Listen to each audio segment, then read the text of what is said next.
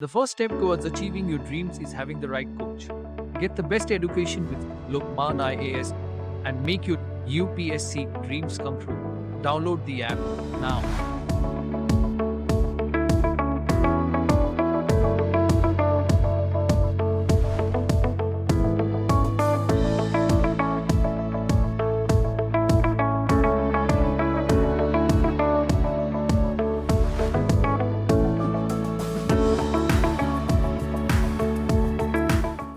नमस्कार, मेरा नाम सिमरन है। 2022 में यूपीएससी द्वारा आयोजित इंडियन इकोनॉमिक सर्विस परीक्षा में मैंने रैंक 2 हासिल किया है। मैं सर्वप्रथम दिल्ली नॉलेज ट्रैक को धन्यवाद कहना चाहूँगी कि उन्होंने मुझे इस इंटरव्यू के लिए संपर्क किया और मैं उनके माध्यम से आपके साथ अपनी जर्नी शेयर करना चाहूँगी। मैंने अपनी स्कूलिंग 10th तक Saint Anthony senior secondary school हौसखास से करी है। उसके बाद मैंने 11th और 12th Delhi public school R K. Puram से की है। उसके बाद मैंने हिंदू कॉलेज से इकोनॉमिक्स ऑनर्स किया है। अपने ग्रेजुएशन कंप्लीट करने के बाद मैंने स्टेट बैंक ऑफ इंडिया में as a probationary officer join किया और साथ ही साथ इग्नू से अपनी मास्टर्स कंप्लीट करी। अभी मैं स्टेट बैंक ऑफ इंडिया में डिप्यूटी मैनेजर के पद पर कार्यरत हूँ।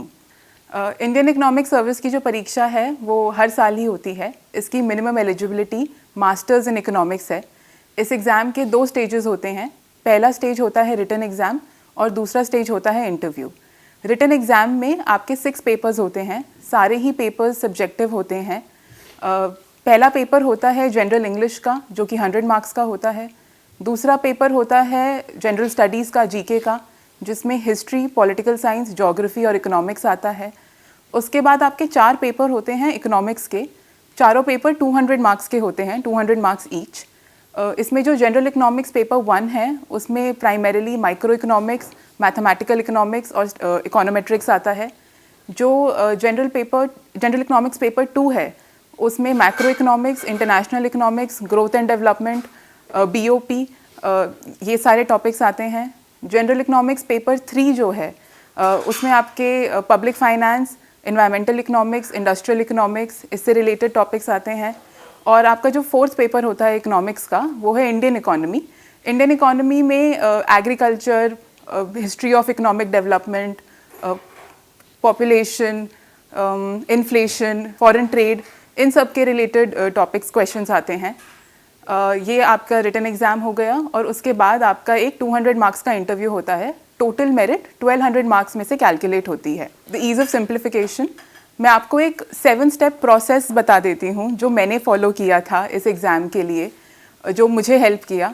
उसमें से आपको जो भी अच्छा लगे आप भी ले सकते हैं और आप भी उस प्रोसेस को अगर फॉलो करेंगे तो इल बी वेरी नाइस। स्टेप 0 यानी प्रिपरेशन स्टार्ट करने से पहले का जो स्टेप है वो ये है कि आप ये ढूंढें कि ये समझें कि आप ये एग्ज़ाम क्यों देना चाहते हैं। Find your why do you want to give this exam. बहुत सारे तरीके होते हैं सोसाइटी में कंट्रीब्यूट करने के, अपने देश की सेवा में कंट्रीब्यूशन देने के। उसमें से एक तरीका है इंडियन इकोनॉमिक सर्विस। अगर आप economic advisory, policy formation, economic administration, policy implementation, monitoring, evaluation, इन सब में इंटरेस्टेड हैं और इनके माध्यम से कंट्रीब्यूट करना चाहते हैं तो इंडियन इकोनॉमिक सर्विस एक बहुत अच्छी सर्विस है। सो हर एक का वाई अलग अलग होता है। हर कोई अलग अलग रीज़न से इस सर्विस में जाना चाहता है। आप अपना वाई ढूंढिए और देखिए कि आप क्यों इस सर्विस को ज्वाइन करना चाहते हैं। बात करते हैं प्रेपरेशन की। Step 1 in the preparation is looking at the syllabus, reading it, understanding it. जो इंडियन इकोनॉमिक सर्विस एग्ज़ाम का सिलेबस है वो बहुत ही डिटेल्ड सिलेबस है। सो आप जब भी इस एग्ज़ाम की तैयारी शुरू करें सबसे पहले सिलेबस को उठाएं, उसे अच्छे से पढ़ें और समझें कि इस एग्ज़ाम की रिक्वायरमेंट क्या क्या है। लोग कहते हैं कि anything under the sun can be asked. I don't think that is true for this exam. ये एग्ज़ाम बहुत ज़्यादा सिलेबस के हिसाब से अपना पेपर सेट करता है। सो सिलेबस को बहुत अच्छे से पढ़ें। Step 2 will be previous year question. ये यूपीएससी की वेबसाइट पे बहुत ईजिली अवेलेबल हैं। आप कम से कम 5 से 7 साल पुराने प्रीवियस ईयर क्वेश्चंस उठाएं और उन सबको पढ़ें। और ये आप अपनी बाकी प्रेपरेशन से पहले करें ताकि आपको एक आइडिया हो जाए कि यूपीएससी इस एग्ज़ाम में किस तरीके के सवाल पूछ रहे हैं। Step 3 would be note making. आपको अपने नोट्स खुद बनाने चाहिए, एटलीस्ट मैंने ऐसा किया था। आप ऑनलाइन नोट्स भी बना सकते हैं, ऑफलाइन नोट्स भी बना सकते हैं। नोट्स बनाने के लिए आप अपनी ग्रेजुएशन और पोस्ट ग्रेजुएशन की रीडिंग्स जो हैं वो उठाएं, अपना सिलेबस साथ में लें, अपने PYQ सामने रखें और उनको रिलेट करते हुए अपने नोट्स बनाएं। आपकी ग्रेजुएशन और पोस्ट ग्रेजुएशन में आपने बहुत सारी ऐसी चीज़ें पढ़ी हैं जो इस एग्ज़ाम के लिए उतना ज़्यादा इंपॉर्टेंट नहीं है, तो आप अपने सिलेबस और प्रीवियस ईयर क्वेश्चन के बेसिस पे अपने नोट्स सिलेक्टिवली बनाएं। आप कोई क्लासेस भी ले सकते हैं अगर आपको इजी एक्सेस चाहिए नोट्स का, बट अपने नोट्स हमेशा अपनी हैंड राइटिंग में खुद लिखें। Fourth step would be to cover up the economic survey. Economic survey इस एग्ज़ाम के लिए एक बहुत ज़्यादा इम्पॉर्टेंट डॉक्यूमेंट है।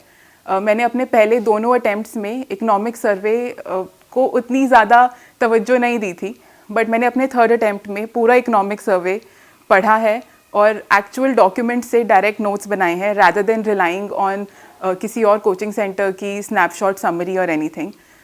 इल be very beneficial for you because आपको इकोनॉमिक सर्वे से बहुत अच्छा फॉर्डर मटेरियल मिलता है, स्पेशली अपने इंडियन इकोनॉमी के पेपर के लिए।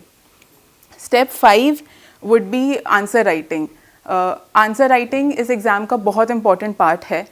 मैंने पिछले 10 साल के जितने भी प्रीवियस ईयर क्वेश्चंस थे उन सबको टॉपिक वाइज लिखा था and I think that is something that has really made a difference because आपको एक आंसर राइटिंग की प्रैक्टिस हो जाती है।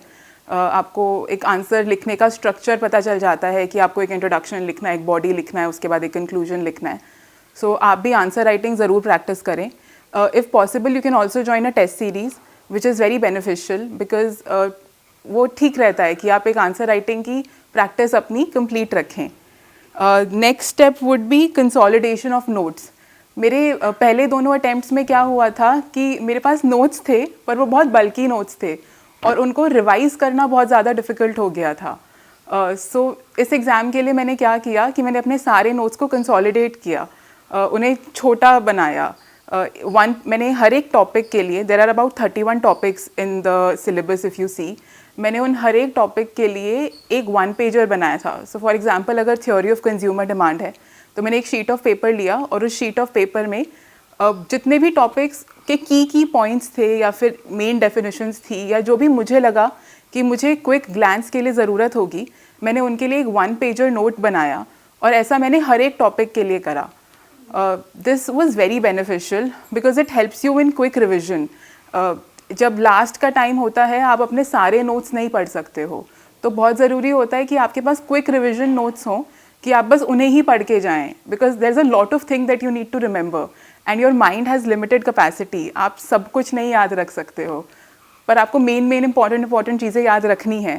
सो उसके लिए ये 1 पेजर रिविजन नोट्स मेरे को बहुत हेल्प किए और आप भी अगर बनाएंगे तो आई एम श्योर ये आपको भी ज़रूर हेल्प करेंगे। आई वुड ऑल्सो से कि आप अपने नोट्स में थोड़ा डायनामिज़म लाएं, थोड़ा करंट अफेयर्स से या फिर इकोनॉमिक सर्वे से ट्रेंड्स ऐड करें, ग्राफ्स ऐड करें, फिगर्स ऐड करें, कमेटी के नाम ऐड करें।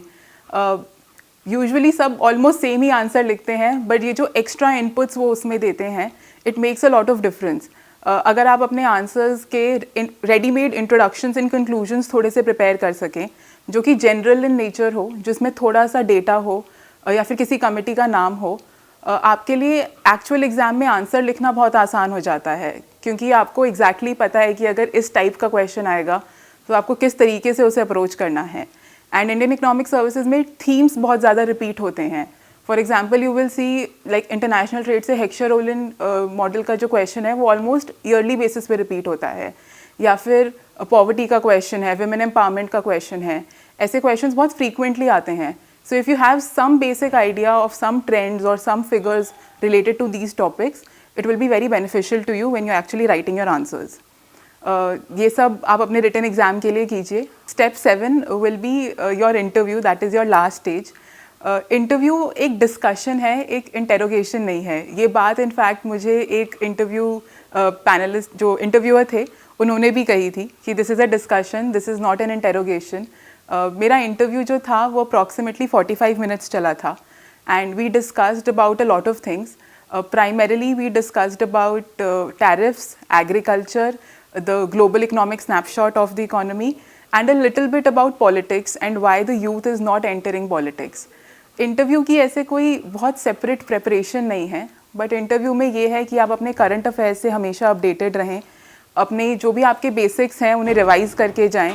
वो आपसे स्पेसिफिकली कोर इकोनॉमिक के क्वेश्चंस नहीं पूछेंगे, पर जब आप अपने आंसर्स दे रहे हैं, अगर आप उसमें कोर इकोनॉमिक कॉन्सेप्ट्स बोल पाएँ, बीच बीच में उन्हें बता पाएँ, तो it always leaves a good impression.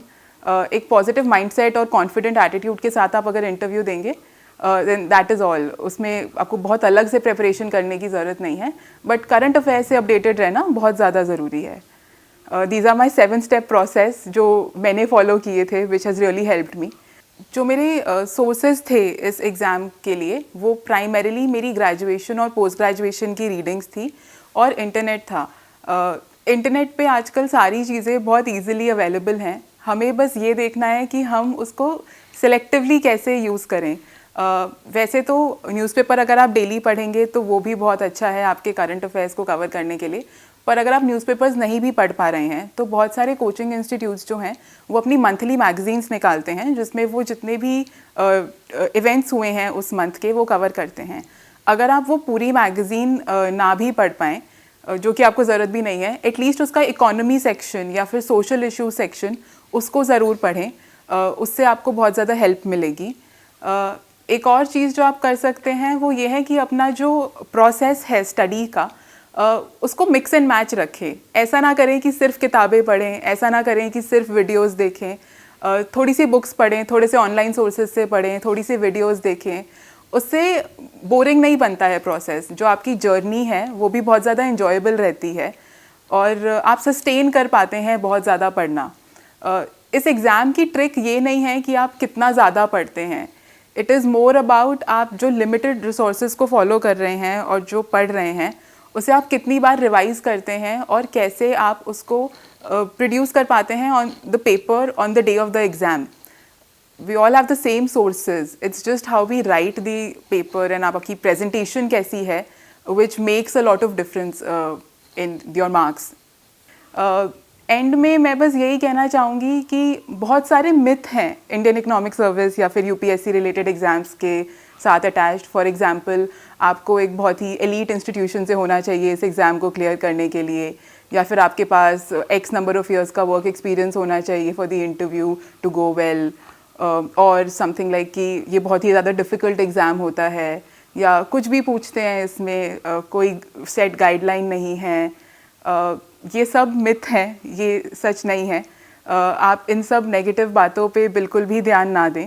मेरा मानना है कि अगर आप कंसिस्टेंटली पढ़ाई करेंगे, एक पॉजिटिव एटीट्यूड रखेंगे, एक नेवर गिव अप माइंडसेट रखेंगे और अपने आप पे विश्वास रखेंगे, तो आप इस एग्ज़ाम में या किसी भी और एग्ज़ाम में अवश्य ही सफल होंगे। धन्यवाद।